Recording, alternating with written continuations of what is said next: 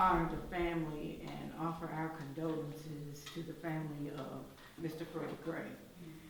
And I think that the symbolic representation of his cracked spine has been displaced against the backdrop of looking at our young people as thugs and as criminals and as somehow unworthy of all those things that Dr. Rowe has just spoken about. We have allowed ourselves to be psychologically moved from the fact that he is a victim of a thuggish crime. Right. And that our children are not thugs. So I have to begin this discussion with having put that on the table, because I think I would be, as a native of Baltimore, remiss in not doing that. So in the context of that reality and harm, we have to look at the definition and an extension of what he has said. After so many years and so many decades and so many centuries of structural, policy, and personal disenfranchisement, what we have in our society is created a persona, a group of people who call themselves humans, but act like they're humanoids. We have, because of these procedures and these policies and these disenfranchised realities of our families, then removed from what the Creator gave us in our neurobiological systems by birth, something called mirror neurons. Mirror neurons are that part of the brain that permits you to have empathy with another human being. We don't have that anymore. We are critically removed of our human beingness for the sake of greed, for the sake of racist, ignorant, dilapidated policies that have been with our communities since we got off that boat. We are the only immigrant population that never came for freedom here. We were brought here against our will. And we who have been called lazy and shiftless and dregs on society built a nation on free labor. The most powerful nation in the world.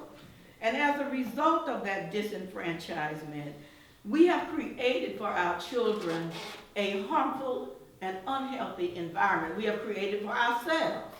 Not only the issue of good food, our communities are riddled with all kinds of junk food. And now the GMOs, which is the genetic organisms that are used, we know that cause cancer, are shifted to our neighborhoods. So not only are the environments unhealthy, the stuff that we use in our bodies are unhealthy, and you can't say that's an accident because we now know that GMOs cause birth defects.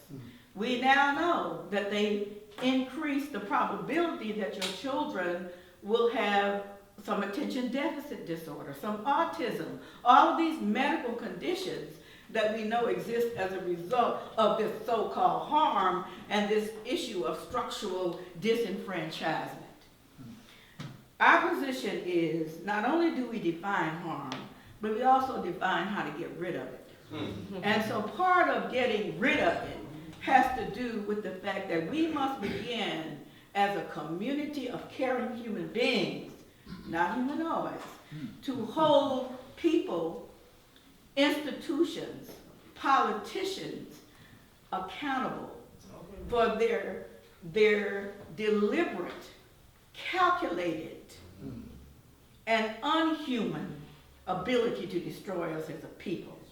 So part of the solution is not just for us to advocate and agitate and change the reality, but let's look at our wealthy institutions. And then I'm going to sit down, Dr. Daniels, before you force me to, our wealthy institutions and say, why is it that if you are a millionaire in this city, you are not moving some of those dollars to re-educate the nonviolent offenders into acquiring wealth to help their children.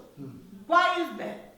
Why is it that we have not banned the box so that people who could work are given an opportunity to work, and so that fathers and mothers can stay in homes and treat our children so that they don't get abused and shafted in the foster care system? Why is it that for those of us who profess to have such a belief in a higher power, that we treat each other as though we are dogs? It is because we are psychologically and sociologically conditioned to not only let others define that black lives don't matter, but we also define that. So part of the problem and part of the solution is our willingness to buy into others' definitions of ourselves. And so what we hope, what is not hope, because hope to the brain means no action.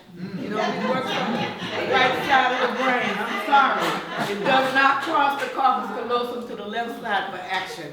You know, I'm a physician, I'm a neurologist and a psychiatrist. I have to call it the way it is. What we want, not hope. Because hope only exists in the English language.